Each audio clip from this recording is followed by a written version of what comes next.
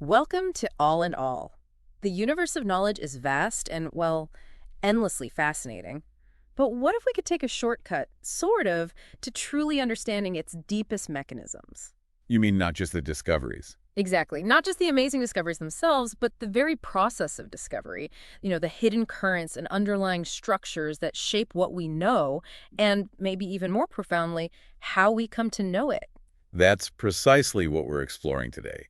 We're taking a deep dive into something truly unique. Logology, often referred to as the science of science. Science studying itself. Basically, yes. Imagine science turning its powerful magnifying glass inward, rigorously examining its own methods, its own structures, and, well, its profound impact. It's a field dedicated to understanding the very ecosystem of knowledge creation. You've provided us with a fantastic stack of sources for this deep dive, and our mission today is ambitious. We're going to unpack the very origin of this unique field, explore its significance, really get into why it matters, then delve into its profound impact on both research and society. And trace its evolution over time, too, right? Trace its evolution, and finally highlight its practical relevance. For anyone curious about how knowledge is actually made. Get ready for some truly surprising aha moments, because we'll be exploring how pioneering thinkers wrestled with defining this field, how science historically grappled with its own claims to objectivity. Which sounds like a big one. Oh, it is. And the often surprising, sometimes flawed ways we evaluate scientific work. We'll also delve into the ethical pitfalls that have unfortunately led to crucial reforms in research practice. Yeah, the necessary changes. Exactly. And how the dynamics of funding and public engagement are completely changing the game for scientific inquiry in the 21st century. Okay, let's jump right in, starting with the very genesis of logology. This idea of a science studying itself. Now, this concept of a science of science might sound a bit meta, maybe a little abstract at first blush. It does, yeah. But it's absolutely crucial to grasp its distinct meaning. For a long time, the term logology itself existed, but it was specifically coined by certain thinkers to mean the science of science, setting it apart from the more common study of words. And that distinction is far more than just semantic. It's foundational. Thinkers like the Polish sociologists Maria Osowska and Stanisław Osowski really articulated this insight. What was their main point? Their perspective was that carving out a separate autonomous discipline, a distinct intellectual space dedicated specifically to questions about science, isn't just an abstract theoretical exercise. It actually has tangible, practical, and even structural consequences that ripple through the academic world. That's a powerful idea. So they argued that by creating this new, formalized grouping of questions, you actually lend additional importance and weight to those original inquiries about science itself. It's like putting a spotlight on something that was maybe just in the background before. Exactly. This formalization, they suggested, sparks brand new ideas, gives rise to entirely new lines of inquiry, and can even influence academic structures. You mean like actual university departments? Yeah, we're talking about things like the establishment of dedicated university chairs for this field, the creation of new periodicals and scholarly journals solely focused on logology, and even the formation of new academic societies. It's about science taking its own self-reflection incredibly seriously and, institutionalizing it. Okay, so it's deliberate, systematic self-analysis. Precisely. And closely related to logology, often used interchangeably, is metascience. Metascience. This is a parallel or overlapping field that shares the same core objective: to improve research by studying research itself. While logology tends to encompass the broader philosophical, historical, and sociological study of science. Kind of the big picture view. Right. Metascience often has a more specific, pragmatic goal: to use data and evidence to improve scientific practices and outcomes. So, if logology is the academic discipline studying the science of science, metascience is more like the applied field driving its improvement, kind of optimizing the engine of discovery. Precisely. Metas aims to achieve this by analyzing the accuracy, the effectiveness, the costs, and the benefits of different approaches to evaluating science and scientists. It's like the quality control department for the entire scientific enterprise. And when we talk about some of the earliest, most influential figures who laid the theoretical foundations for this, who should we be looking at? Well, you absolutely cannot overlook J.D. Bernal. His seminal 1939 work, The Social Function of Science, was a real landmark text. Bernal. Okay. What was his approach? Bernal brought some incredibly insightful, and for his time, pretty revolutionary characteristics to his approach. He had a strong socio-historical perspective, Meaning? meaning he didn't view science as an isolated ivory tower activity, but as something deeply embedded within its broader societal and historical context, shaped by and shaping the world around it. That makes sense. He developed theoretical models of science, and critically, he combined both qualitative and quantitative approaches, which honestly still sounds remarkably modern, bridging those divides. Yeah, that qualitative-quantitative mix feels very current. Absolutely. And he focused heavily on science planning and policy, arguing that science isn't just something that happens. It can, and perhaps should, be strategically directed. His insistence on blending those methods was really forward-thinking, wasn't it? Especially back then. It really was, particularly in an era that often favored rigid specialization. This fusion was revolutionary. Think of what we now call wicked problems, complex interconnected issues like climate change or global pandemic. Right, they cross all sorts of disciplines. Exactly. They aren't just about physics or chemistry. They demand insights from economists, sociologists, engineers, ethicists, the whole gamut. Bernal, decades ago, kind of foresaw that holistic, mixed methods approach. He set the stage for how we grapple with our most complex challenges today, where understanding the human and social dimensions is just as crucial as the technical ones. That insight into science's embeddedness in society and that mixed methods approach, it leads us naturally to one of the most intriguing aspects of logology's genesis, this challenge to what some might call the illusion of objectivity in scientific thought. Historically, science has had some pretty notable missteps, right? And it's fascinating to trace how our understanding of scientific truth and the very path to it has evolved. Indeed. Ancient science, despite often being lauded as the birthplace of rationality, actually had a somewhat, faltering start, especially when viewed through a modern lens of empirical rigor. How so? Take the pre-Socratic atomists, Leucippus and Democritus. Their ideas were remarkably naturalistic, trying to explain the world through impersonal processes, material elements, not gods. But crucially, they never seemed to try and justify their speculations through observation or test them empirically. So great ideas, but no experiments. Pretty much. Yeah. Powerful philosophical reasoning, but it lacked that experimental feedback loop. And then came Plato. According to some interpretations in our sources, Plato's huge influence, suggesting scientific truth could be attained by reason alone, actually kind of stood in the way of progress based on observation. He thought that ideal of pure intellect was a false goal. Yes, that's the argument. He pushed thinkers towards abstract logical perfection over the messy, painstaking work of actually looking at the world. And Aristotle, he made huge contributions, but did he also contribute to this? In a way. His teleological explanations, trying to understand nature by its ends and purposes, asking, what's the purpose of this physical thing, often didn't lead to testable hypotheses in the modern sense. And a prime example of how stubborn these ideas could be is the long-standing belief that celestial motions must be perfectly circular. Because circles were perfect, divine. Exactly. And that idea persisted for ages. Even after Copernicus shifted the center from Earth to the Sun, this idea stuck around. Ptolemy's system used circles on circles epicycles to make it fit the data. And Copernicus did too, didn't he? Even with the sun at the center. He did. Driven by aesthetics, that Platonic reverence for the circle, he added more epicycles to make his system fit observations as well as Ptolemy's.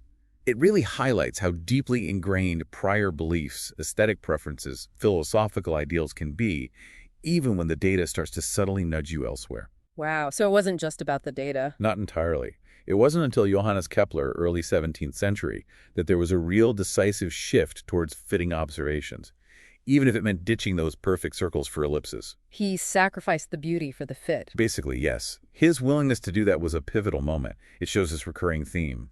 Sometimes a simple and beautiful theory that kind of fits might not be as close to the truth as a complicated, ugly theory that actually better fits the data. Empirical evidence over elegant preconceptions. And this brings us to what scholar Lisa Messeri calls the myth of the objective knower.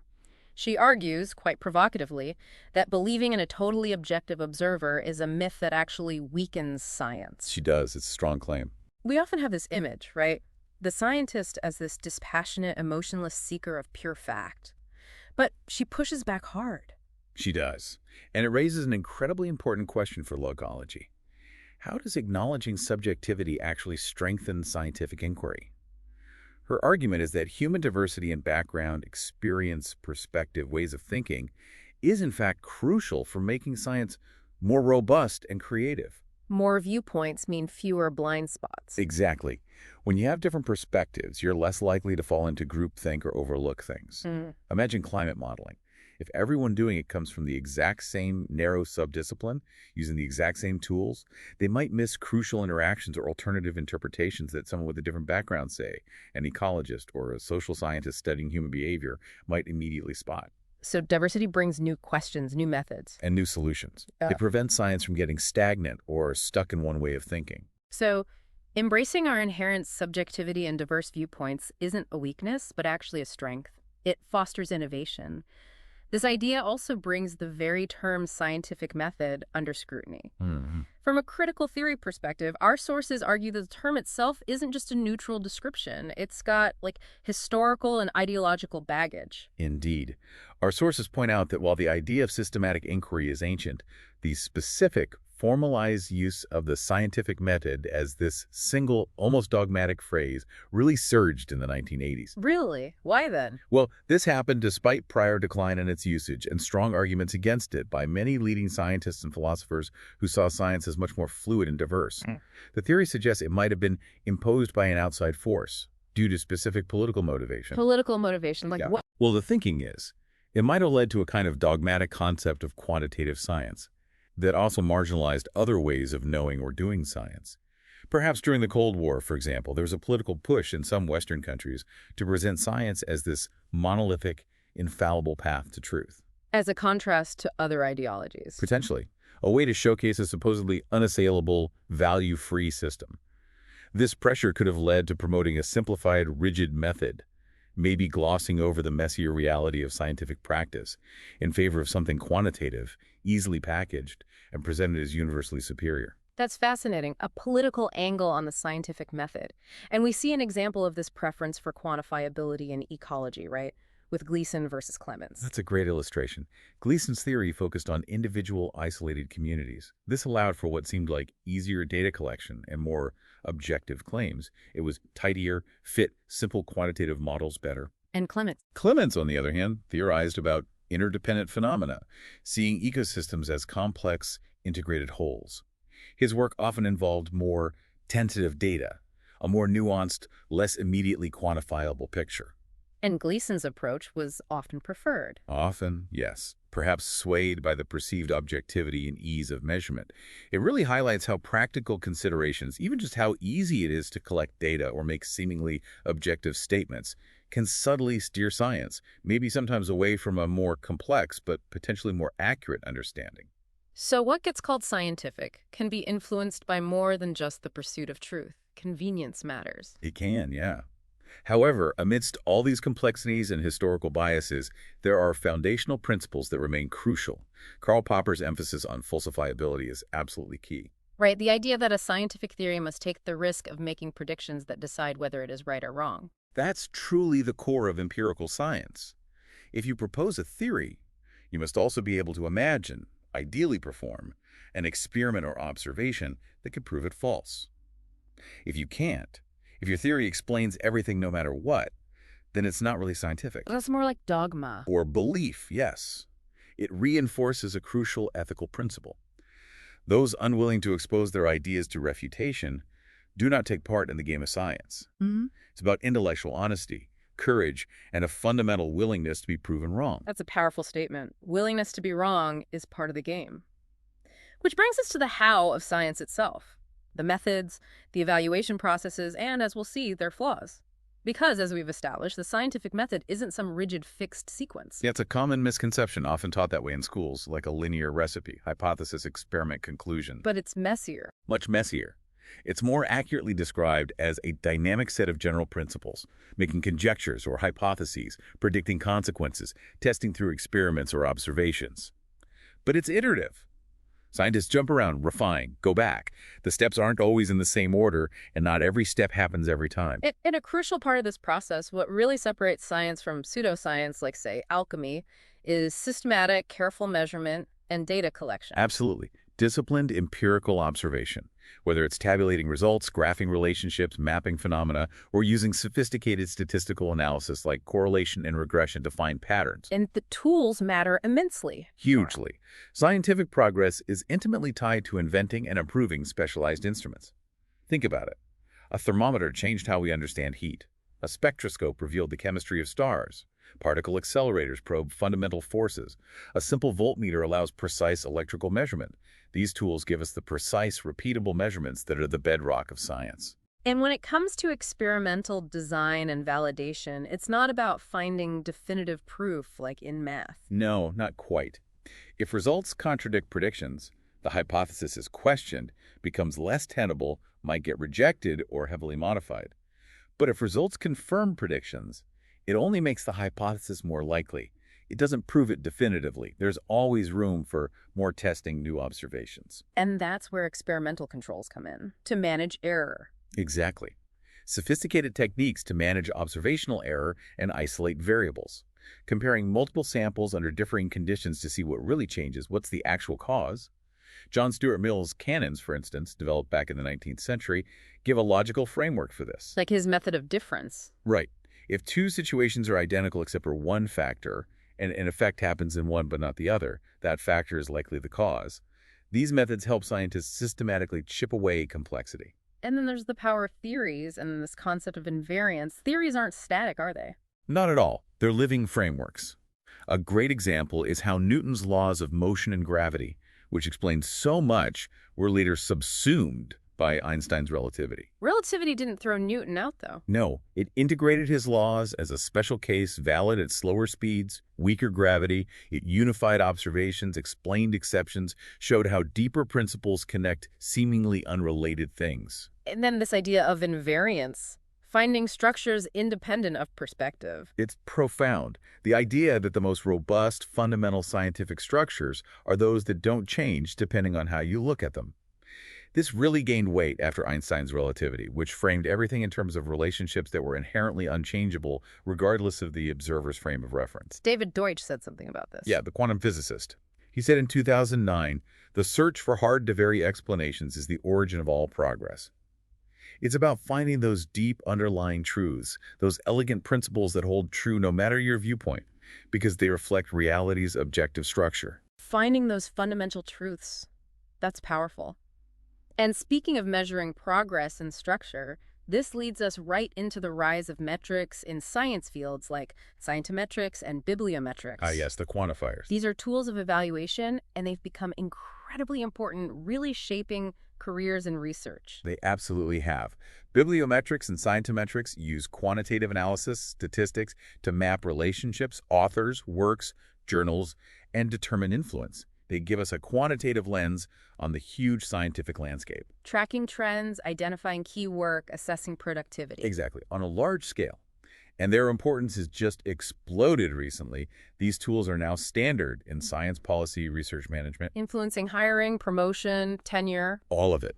Even who gets funding or selected as a reviewer. It's a dramatic shift in how quality is assessed, moving beyond just qualitative peer review. So less focus on the actual content of an article, more on the journal's rank. There's been a noticeable shift, yes. Metrics like citation counts, the impact factor, the H-index, the SJR index. They increasingly dictate grant awards, career progression. The focus often moves from the substance to the quantifiable impact as perceived by these metrics. Let's break down a couple of those. The impact factor, that's probably the best known. Probably. It's a rough measure of a journal's importance, its readership. It calculates the average number of citations per paper published in that journal over usually 2 years. So top journals like Science, Nature have high impact factors. Exactly. They're at the top of the general science hierarchy, publishing groundbreaking, highly cited work. Then you have top field-specific journals like Cell or The Lancet. But it measures the journal, not necessarily the individual paper's quality. That's the key distinction, yes. And then there's the H-index. That one's for individual scientists. How does that work? It tries to measure both productivity and citation impact. An H-index of H means a researcher has H papers that have each been cited at least H times. Okay, so balances quantity and impact. Right. Hirsch, who proposed it, suggested benchmarks. An M value around 1 for successful scientist, 2 for outstanding, 3 or more for truly unique individuals like Nobel laureates. So it's not just how many papers, but how often they get cited. Precisely. And there are others like Journal PageRank, SJR Index, which try to be more sophisticated, weighting citations by the citing journal's rank, but But you have to be aware of the Matthew effect. Matthew effect. From the Bible verse. Yeah, borrowed from sociology. It describes how a small number of sources, journals, authors, papers, tend to attract a lion's share of citations, while many others get very few. It concentrates recognition, making it potentially harder for newer or less established voices to gain traction. So the rich get richer, citation-wise. Kind of, yeah. And where does the data for all this come from? Web of Science, Scopus, Google Scholar. Are they basically the same? Our sources stress they complement rather than replace each other. For a really full picture, you should ideally use them together. Each has strengths. Google Scholar, for instance, indexes way more stuff theses, books, reports, and often shows a broader international impact. It's more inclusive. More inclusive, yes. While Web of Science and Scopus might be more curated, more structured, but maybe less comprehensive in scope. Makes sense. But there's a huge caveat here, right, about misusing these metrics, like using a journal's impact factor to judge a specific paper inside it. Absolutely. Yeah. That's a common and significant misuse. Assuming every paper in a high-af journal is highly cited, that's usually just wrong. Why? Because a small number of really highly cited papers typically pull up the journal's average. The vast majority of papers in that same journal will be cited much less than the impact factor suggests. It's a crude measure for individual articles and can lead to bad decisions if used uncritically. The average for the journal isn't the same as the value of one paper. Not at all. And this quantitative approach, powerful as it is, brings us to our third big area: the crises and reforms that have shaped scientific ethics and openness. Because the human element, with its flaws and biases, is always there. Right. The history of evaluation itself goes way back, doesn't it? Millennia. We see formal staff evaluation in China back in 2200 BCE. The Chan dynasty tested civil servants in 1115 BCE. The French and British picked it up in the late 1700s for civil service exams. And academic grading, where did that start? It's a fascinating story. William Farish at Cambridge, 1792. He created arguably the first quantitative grading system. And part of his motivation apparently was pragmatic, even financial. Really? How? Well, the sources suggest he wanted to increase his income by teaching more students with less individual work. Uniform grading let him handle bigger classes. So even way back then, incentives were shaping academic practices. A recurring theme indeed. And unfortunately, the history of research also has some infamous ethical lapses, disturbing stories, but they paradoxically drove positive change, right? Absolutely. They forced science to reckon with its responsibilities. You're talking about things like the monster study. Exactly. 1939, University of Iowa. Orphan children with normal speech were told they stuttered as part of an experiment. Tragically, some developed speech problems, suffered psychological effects for years. Just horrific. And the U.S. radiation experiments. Also deeply troubling. From the 40s to the 80s, government research on radiation effects, often on vulnerable people, elderly, prisoners, pregnant women, sometimes giving dangerous doses without informed consent. And the Stanford prison experiment in '71. Yes, where college students simulating a prison quickly descended into abuse, causing severe psychological distress, forcing it to stop early. Yeah. These are truly notorious experiments. And their impact. Profound. They exposed systemic ethical failures and directly led to explicit protections for humans, clear guidelines, and the ethical review boards. They're now standard practice. So these failures force science to build stronger ethical frameworks. But challenges remain today, don't they? Like the publish or perish culture. Oh, absolutely. The intense pressure to produce significant results quickly and often. It's immense. And that pressure can lead to... Well, regrettably, sometimes unethical practices, data manipulation, subtly altering numbers, selective reporting, only publishing favorable results, burying the inconvenient ones. And financial incentives. Conflicts of interest. They play a big role too. Funding, rewards for publications or commercialization, they can create unavoidable conflicts, subtly influencing researchers toward certain outcomes, sometimes leading to questionable research practices. And sometimes it's not even malicious, right? Just lack of training. That's a genuine issue cited in our sources. Some researchers might simply be unaware or misunderstanding ethical principles, or not grasp the long-term consequences. It really underscores the need for continuous ethics education and mentorship. All these factors contribute to the so-called replication crisis, Mm-hmm. the open secret, Yeah, that an alarming number of studies turn out to be wrong or can't be repeated. exactly. Particularly in fields like psychology, medicine, economics. And it's not just academic embarrassment. It costs many billions of dollars annually in wasted resources. And John Ioannidis' famous claim that most published research findings are false. That's pretty stark. It is very controversial, but it highlights a real problem. What actually works against reproducibility? What are the roadblocks? Several things. First, scientists can be reluctant to share detailed techniques, code, raw data, fear of losing a competitive edge. Keeping their secrets. Sometimes, yeah. Mm-hmm. Second, journals and tenure committees often prioritize impressive new results over gradual advances or, crucially, the less glamorous work of fact-checking or replicating others' research. There's less reward for replication. Generally, yes. Yeah. There's even that industry joke that nothing in science or nature is truly true, Why that joke? because their high-profile papers get such intense scrutiny and replication attempts worldwide that any flaws are quickly exposed, sometimes undermining the initial splashy claims. It highlights both the self-correction and the pressure to publish novelty. A double-edged sword. And this crisis has pushed the community towards open science. Exactly. It's a major ongoing movement, not just one thing, but a collection of actions to boost replicability, robustness, and accessibility, aiming for a more transparent, collaborative scientific ecosystem. And it pushes back against those less than ideal norms. It tries to. It contrasts with what Robert Merton called the ideal pseudos norms: communalism, universalism, disinterestedness, organized skepticism. But he also noted the real-world place counternorms: proprietary, local, authority-based, commissioned, expert-driven. Plus, intellectual property rights increasingly hinder openness. But the goal of open science is to counter that. Make things more robust, verifiable, accessible. That's the explicit purpose. And we're already seeing tangible benefits. Open access publications are cited more often. One study found open access books cited 50% more. Wow, 50% more. Yeah. Plus, removing paywalls and sharing data supports diversity by letting researchers from less resourced places participate more fully. So what are some key reforms? I've heard of pre-registration. That's a big one. Registering your study, hypothesis, methods, analysis plan before you do it. Why is that so important? It prevents publication bias, not publishing negative results. It reduces data dredging or p-hacking phishing for significant results. And it massively increases replicability and trust. You commit upfront. Seems fundamental. What else? Stronger reporting standards. Guidelines like Consort for clinical trials, the Equator Network. They push for comprehensive, transparent reporting, better disclosure of conflicts of interest, too. And open access models for publishing. Right. Gold OA, where authors pay an article processing charge, APC, to make it free immediately.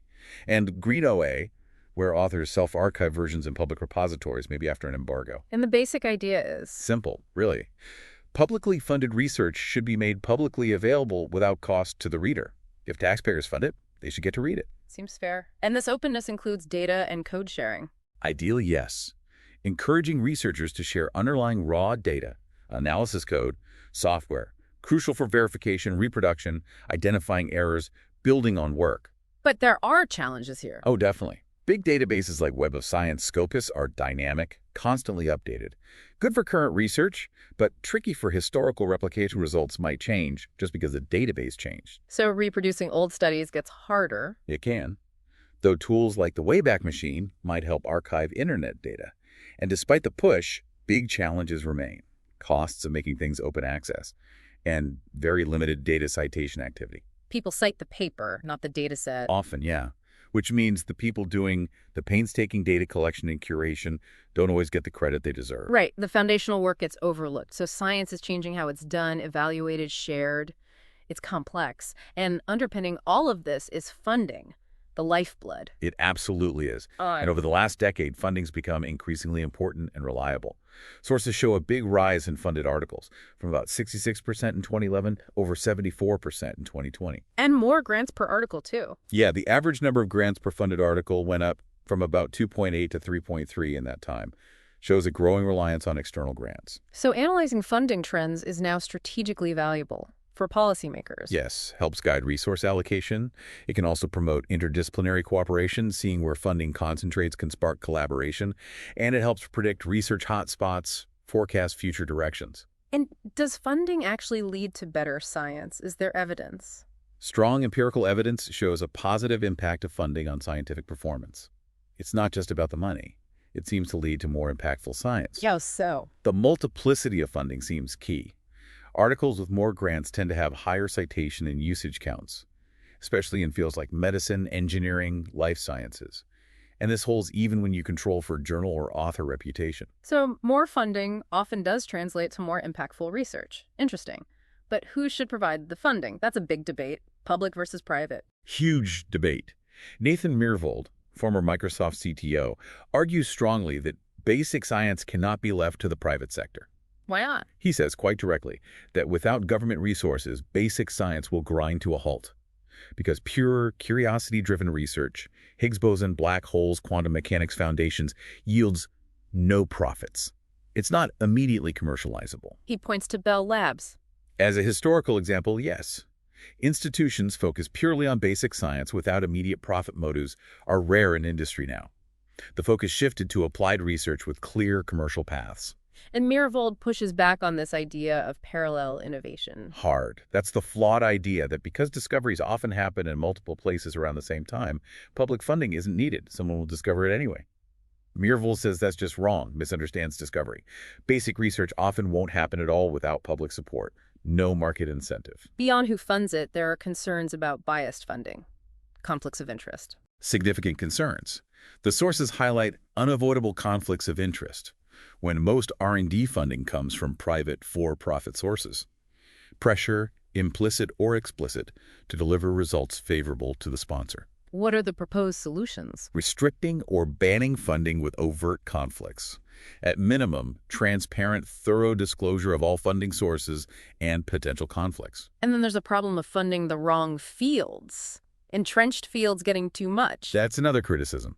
That established disciplines with big infrastructures and advocates can absorb enormous funding despite maybe limited yield or even flaws, while new, high-risk fields struggle for funding. Because they lack lobbying power or track record. Exactly. It raises the question, how do we ensure independent, impartial assessment of output across all disciplines, not just reinforce existing power structure? It's a complex dynamic, a vicious circle, almost. It can be.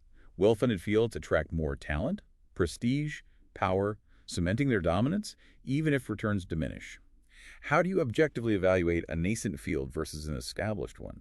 It leads to talk about alternative funding models, venture capital for science, moonshot initiatives to break the cycle. And the overall outlook for funding. The sources suggest U.S. science funding might align more with places like the EU or Canada, maybe small boosts only in hot fields tied to immediate tech development, but science is fundamentally a long-term investment.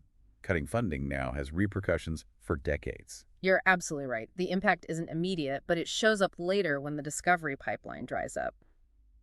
Okay, finally, let's talk about connecting science to society. Communication, citizen engagement. Science isn't just for scientists, right? Absolutely not. It's a public good. Its value, its ethical imperative comes from knowledge claims and the evidence being openly available to scrutiny and results being communicated promptly and efficiently. And that's where science communication comes in. Media coverage, journalism, scientists using social media. All of that. But the goal is moving beyond just amplification, just broadcasting results towards real engagement, a two-way street, communicating findings out, but also societal needs and concerns back to scientists. A feedback loop. And a big part of this now is citizen science. A fascinating and rapidly growing area, yes. Scientific projects involving partnerships with volunteers, novices, skilled hobbyists, experts generating new knowledge, extending science beyond labs and universities. So everyday people getting directly involved in research, what are the benefits? Many. More efficient use of resources through crowdsourcing data, think thousands tracking bird migrations or air quality. It can dramatically expand the scope of data collection, and it can facilitate and expand societal approaches to challenges by involving communities directly. Are there different types? Yeah, ranging from co-produced projects designed collegially with citizen input to simpler models where non-scientists mostly harvest data. But there must be challenges too. Of course. Low participation is one needing incentives, diverse recruitment, addressing tech barriers. Lack of clarity on data ownership can cause conflict if protocols aren't clear, and participants might feel overburdened or disappointed if projects don't yield immediate results, as science is often slow. Building trust seems key. Paramount, Yeah. especially in the global south. Institutions need to signal trust in citizen-collected data by adopting clear protocols for collection, quality control, management. It validates contributions and strengthens science. Looking ahead then, future trajectories, emerging risks. Artificial intelligence looms large here. Indeed. There's a significant kind of paradoxical risk that scientists might use AI to produce more while understanding less. Illusions of understanding. That's the term used, yes. Here. Generating vast data, finding correlations, even designing molecules with AI. But without truly grasping the why, the underlying mechanisms, it could turn science into a black box. That's a scary thought. Producing more, understanding less? Like a scientific cargo cult. And beyond that, AI could also potentially constrict the questions researchers ask, the experiments they perform, and the perspectives brought to bear. If AI models train on biased data, they might just reinforce existing paradigms, suggest only certain experiments, prioritize what's computationally easy over what's conceptually novel. So we need a conversation about how we use AI, not just if. Exactly. Careful consideration, thoughtful integration, not just assuming ubiquitous use is always beneficial or leads to deeper insight. Augmenting human understanding, not replacing it. So not a blanket embrace, but critical integration. And finally, let's remember the dynamic nature of scientific progress itself. Thomas Kuhn's idea of revolutions. Paradigm shifts. Science isn't just linear accumulation. It involves moments where new theories radically replaced old theories, changing how we see the world. And these revolutions don't happen in a vacuum. No, science consistently responds to challenges set by society. Pandemics, climate change, energy needs, and crucially, like biological evolution, science has no end goal or ideal true theory to measure against. It's continuous refinement, reevaluation, self-correction, an unending journey. Which brings us full circle, back to the ongoing essential importance for Logology to keep studying itself, examining the scientific enterprise, ensuring it remains robust, ethical, transparent, and truly serves society. Precisely. It's a continuous act of self-reflection and self-correction, which is perhaps the most scientific act of all. Analyzing science itself is what ensures its integrity and its continued profound impact. We've covered a lot. We've journeyed through logology, the science of science, its origins, its struggle with objectivity, the complex dance of modern ethics, funding, public engagement. We've seen how tricky objective truth can be, how metrics can illuminate but also distort. And how the whole scientific enterprise, despite flaws, constantly strives for self-correction and greater impact. It adapts. The key takeaway seems profound. Science isn't just what we discover, but fundamentally how we discover it. Integrity, accessibility, relevance. They're all shaped by the structures, incentives, ethics, and self-reflection within science and its interaction with society. Couldn't have said it better myself. So, for you listening, Yeah. in this age of information overload, rapidly advancing AI, scientific claims swirling everywhere, how can you, as a curious, informed individual, best engage with and critically assess the scientific knowledge shaping our world? How do you discern what's robust from what might be, well, an illusion of understanding? Something for you to ponder on your own deep dive. Thanks for listening to All in All.